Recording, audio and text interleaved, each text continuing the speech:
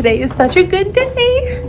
I just had my follow-up for my hysterectomy, so I had my 6-week appointment and everything's healed, everything's good. I got the okay to work out again, so I will definitely be getting some workouts posted to my Instagram for you, and that's probably where you're gonna find the majority of them, honestly. It's just a lot easier to do it that way, especially since I don't really get a whole lot of content every day whenever I work out. But I'm on my way to radiation, and I think this is treatment number 7 out of 30, somewhere in there. I don't really know, I lost track already. I just know I need 30. So I'm gonna go get zapped. We're gonna go home and I'm gonna work out whenever I get there. Hey guys, while I'm sitting here to let my car idle up because I have a diesel, I have to wait for the coils to get warm, I will kind of explain to you a little bit what my radiation entails. So I walk in and I have to lay on this table with my arms up above my head and my head kind of turned like to the left. And they have 2 leaves, which kind of look like solar panels that go around me. They also have, I call it like a UFO because I don't really know how else to describe it, but it's just this giant white, I guess like radiation central basically. And I think that's where the radiation comes from. And then there's another one that's kind of like a mirror, but it's for the techs to be able to see if I'm in the right position and everything. So all 4 of these spin around me a total of 13 times. I know because I count, because that's the only way I'm going to get through it with my anxiety. And oh, and they also play Simple Plan for me, which is like amazing because they know I love them. So I'm doing this and I'm on the table for maybe like 15 minutes. The scans themselves don't take long. It's just the whole prep work before it. And I just lay there and I have a blast, and I come here every day for a total of 6 weeks. They did tell me the first 25 treatments I have are going to be identical to what's going on with this, but then my last 5 treatments, I need to come in. I'll come in one day and they'll kind of like remark me and like re-scan me to make sure they hit the right area. And then my last 5 treatments are going to be in that particular section of my skin or my body. And, you know, whenever I go home, I have this lotion that they gave me that I need to put on my skin 3 times a day to try to avoid burning and blistering from the radiation. So that's my life. That's what I'm dealing with. But I'm going to go ahead and get going. My car's good to go. And I'll be back in a little bit to chat with you guys, and we're going to be making some chicken udon tonight. So stay tuned for that recipe because you're not going to want to miss it. It's one of my favorite meals. Hey guys, so we are making chicken udon today because, Archer reference, it is Stir Friday.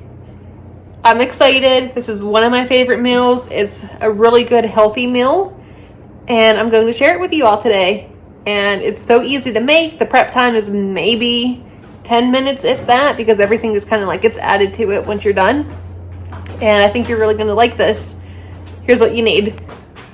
So in order to make chicken udon, you need udon noodles. This is just a brand that Giant Eagle and Walmart both have, so I use it. It's actually pretty good.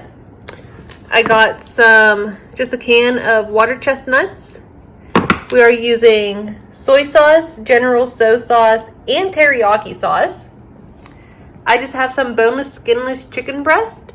I think there's 4 that were left in this bag, so I'm just going to make all 4. But the amount of chicken you put in it is kind of like a personal preference. I like a lot of meat, so I'll use a lot. And then I'm going to add the stir-fry veggies and sauce. Again, it's just a frozen brand. It's just a lot easier to do whenever the vegetables are already cut and ready to go rather than buy the produce and have to do it all. It just saves time, and I don't think it makes much of a difference.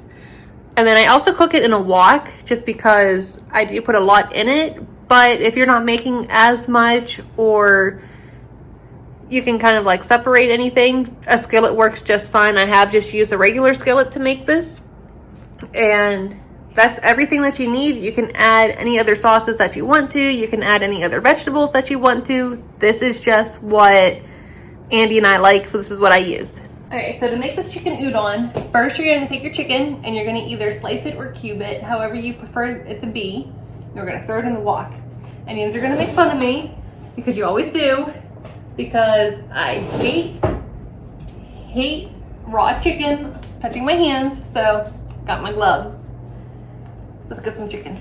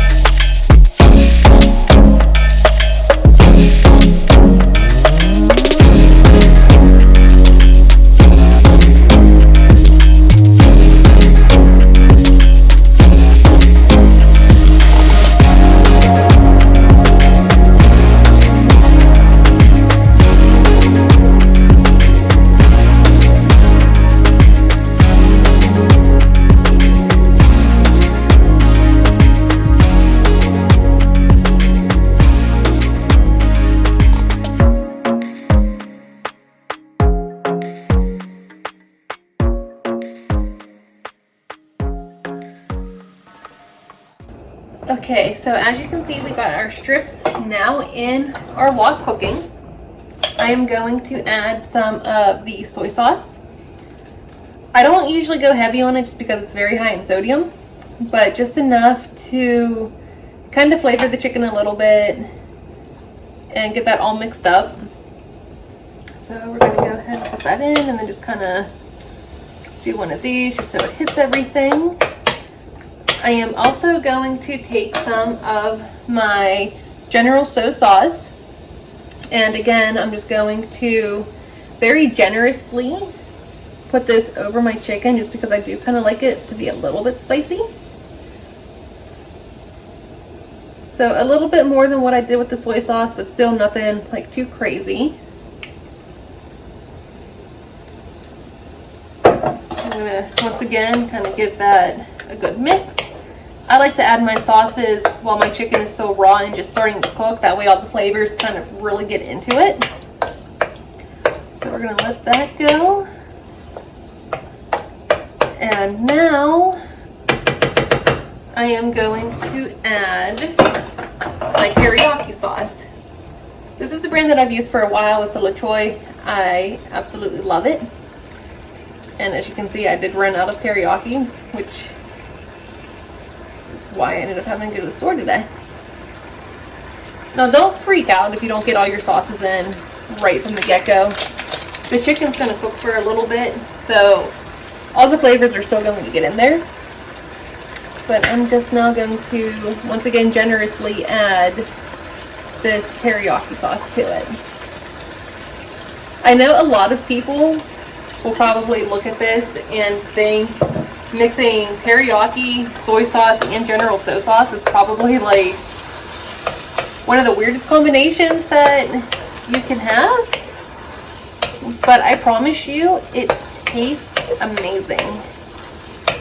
So we're just going to let our chicken cook for a little bit, and then once that is good and ready, I will show you how to make the rest of this udon. Okay, so the chicken has been cooking for about 15 minutes now, and I know it's not cooked completely, which is okay because it's still going to be sitting in here.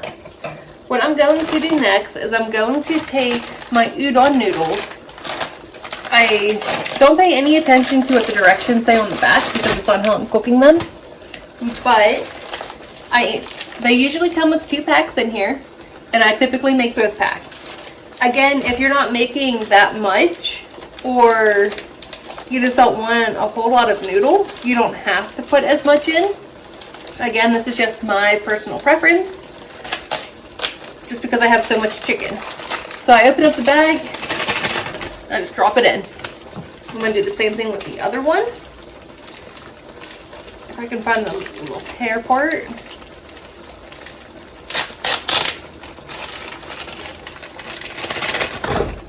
Okay. I'm not going to add any more sauces to this, but I am kind of going to take my spoon and break up the noodles a little bit so that they're not just kind of clumped together.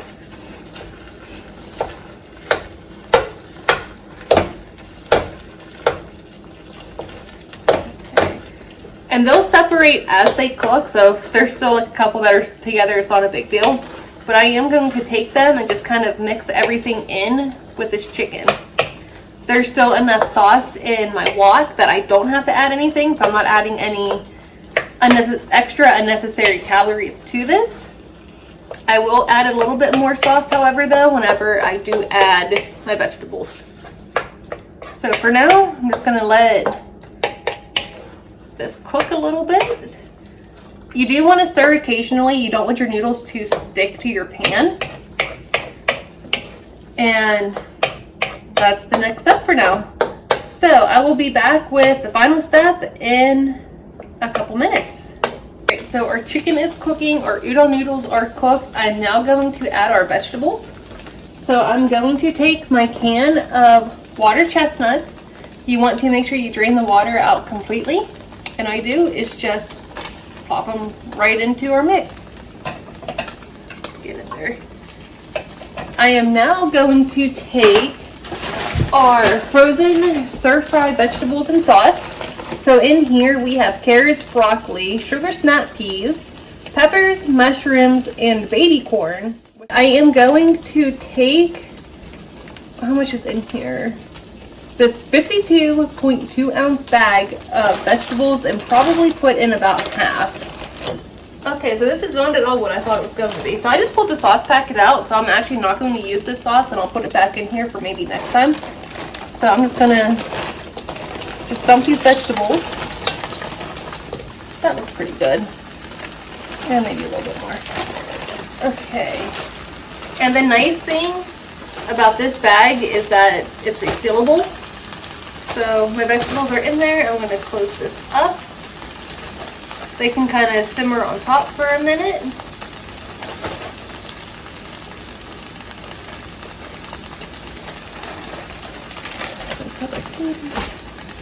Okay, so I'm just going to take this and just kind of mix a little bit, just to break it up some. And I'm not going to add any more soy sauce. I am going to add some more of my General Tso sauce and my teriyaki, though, to the vegetables. There we go. And since we already have some General Tso's and teriyaki in here, I'm not going to add a whole lot to it. I don't want to overdo it and just make it like too spicy or just too, I guess like saucy. Like you don't really want to make it like a soup. So I'm going to do the same thing with the teriyaki. Kind of run it over top here. And that's it. And again, I'm just going to kind of mix everything together. Get it all nice and good. You do want to keep the vegetables frozen until you use them. So by the time the vegetables have completely thawed out, your chicken will be done cooking, as long as you did thaw your chicken first. If you put your chicken in frozen, which I do sometimes, then obviously it's going to take a little bit longer to cook. But you just kind of want to, again, keep mixing everything in here so nothing sticks to the pan. And once this is done cooking, I will show you the final product. So this is what it looks like whenever it's all done. This is easily one of my favorite meals to make, and if you make it too, you'll see why. It's very simple, very easy. It's a great recipe for beginners, especially if you're looking for different ideas, especially to meal prep. You can make enough of this for at least a couple days. And trust me, your taste buds are going to thank you. I promise you that. So that's going to be it for this video. Like always, please subscribe to my YouTube channel, follow me on social media, and I hope you guys have a fantastic rest of your day. Oh, and I will be posting workouts to my Instagram again, probably in the next couple weeks. I kind of have to give myself some time to really get back into my groove. Not doing anything for 7 months or 7 weeks and then not doing any kind of upper body for about a year and a half now. My body is just very weak, especially from everything that I have been through. So bear with me, give me a couple weeks to really like build myself back up again to the point that I can actually do a full workout and get this up for you. So now I will chat with you guys in the next video. See ya!